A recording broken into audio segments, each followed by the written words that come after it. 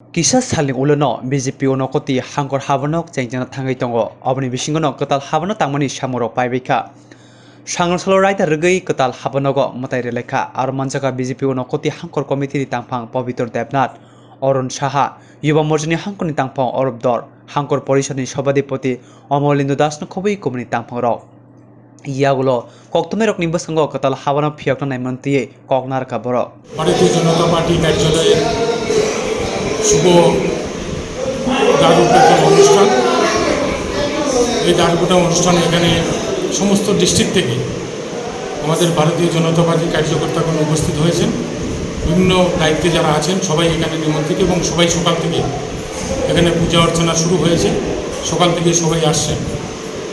এটা আমাদের ডিস্ট্রিক্টের জন্য একটা বিরাট পাওনা। আমাদের কেন্দ্রীয় কমিটির যে ফান্ড সেই ফান্ডের দ্বারা এই যে ভবন নির্মিত হয়েছে ডিস্ট্রিক্ট অফিস, সেই অফিসের যে ডিজাইন সেটাও সেন্ট্রাল কমিটির মাধ্যমেই এসেছিল। সময়ের মধ্যে আমাদের কাজ সম্পূর্ণ হয়েছে এবং যার আজকে এখানে আমরা সাক্ষী হিসাবে থাকলাম যে আজকে এখানে এটা শুভ দ্বার উদ্ঘাটন অনুষ্ঠান হচ্ছে এবং এটা আমরা আগামী কিছুদিনের মধ্যেই আমাদের মাননীয় রাজ্যের যিনি ভারতীয় জনতা পার্টির সভাপতি মাননীয় মুখ্যমন্ত্রী সেই মানিক সাহাজির নেতৃত্বে এখানে আমরা উদ্বোধনী অনুষ্ঠান যেটা করার কথা আছে ওটা আগামী কিছুদিনের মধ্যে আমরা এখানে করব এবং এখানে ওই দিনে একটা বিরাট সংখ্যক ভারতীয় জনতা পার্টির কার্যকর্তার উপস্থিতি আমরা এখানে কামনা করছি। ধন্যবাদ। ঊনকোটি জেলার নবনির্মিত ভবনের গৃহপ্রবেশ পুজো পার্বণ হবে সকাল থেকে এখন পর্যন্ত। আমাদের এই নবভবনে আমাদের প্রতিটি মোর্চার জেলা সভাপতি, সাধারণ সম্পাদক, আইটি সেল এবং আমাদের পুস্তকালয় হবে। আমরা তৈরি আছি। উপরে আমাদের মিটিংয়ের যে হলগুলো তৈরি হয়েছে খুব সুন্দর হয়ে তৈরি হয়েছে। এটা আমাদের কেন্দ্রের দান, আমাদের পার্টির দান। আমরা আগামী দিনে আরও সুন্দর করব এবং আনুষ্ঠানিকভাবে আমরা এটার উদ্ঘাটন আগামী কিছুদিনের মধ্যেই করব।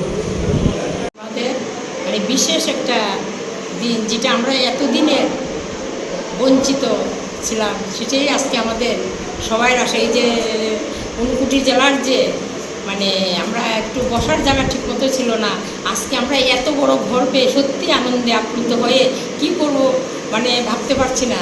তাই সবার মধ্যে আমরা আনন্দে আত্মহারা হয়ে আজকে ভীষণ আনন্দ করছি। সকাল 8টার সময় আমাকে সংগঠনের সবাই বলছে যে আপনি আমাদের গার্জিয়ান, আপনি উপাস থাকবেন। আমি উপাস রয়েছি।